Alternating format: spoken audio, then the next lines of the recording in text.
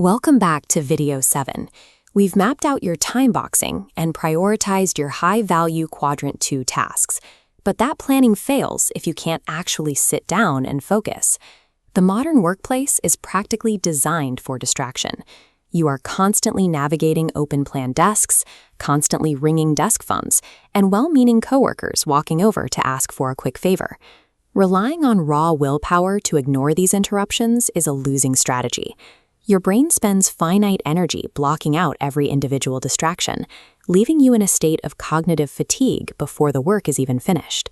We are going to build a step-by-step force field, a visual and behavioral protocol that signals to the entire room that you are in a strict no-interruption zone.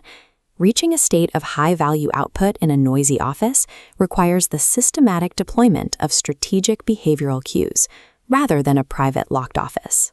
Step 1 involves identifying a single, complex task that demands your absolute cognitive effort.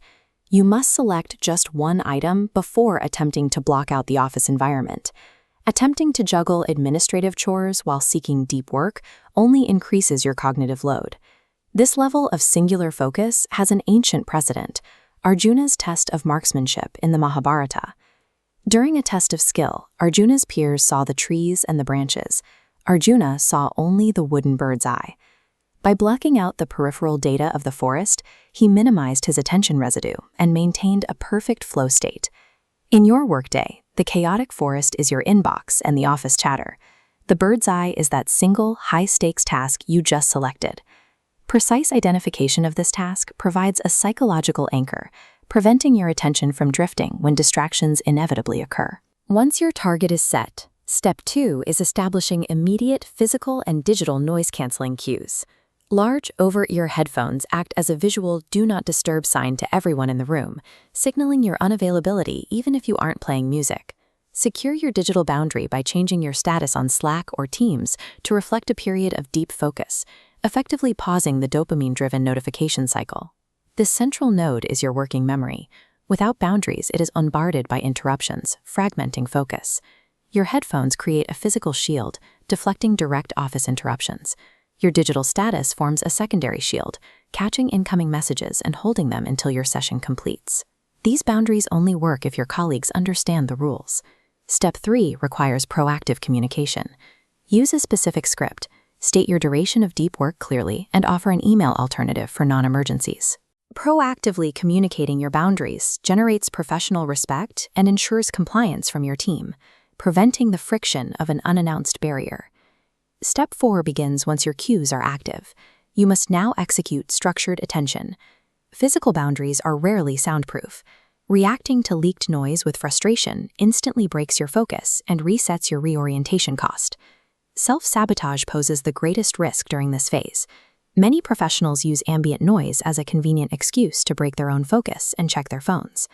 To maintain your focus, we use a cognitive protocol from ancient Indian tradition, Shatavdhan.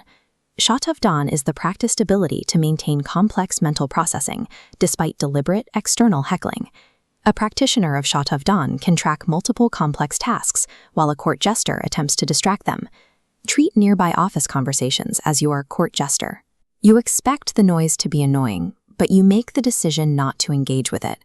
Focus relies on a structured internal decision to deny external noise any cognitive attention, regardless of its volume. When your focus block ends, transition out of deep work by removing your physical cues, restoring your digital status, and re-engaging with your team. Completing a bird's-eye task during office hours provides a massive operational reward, eliminating the need for late sitting to catch up on complex work.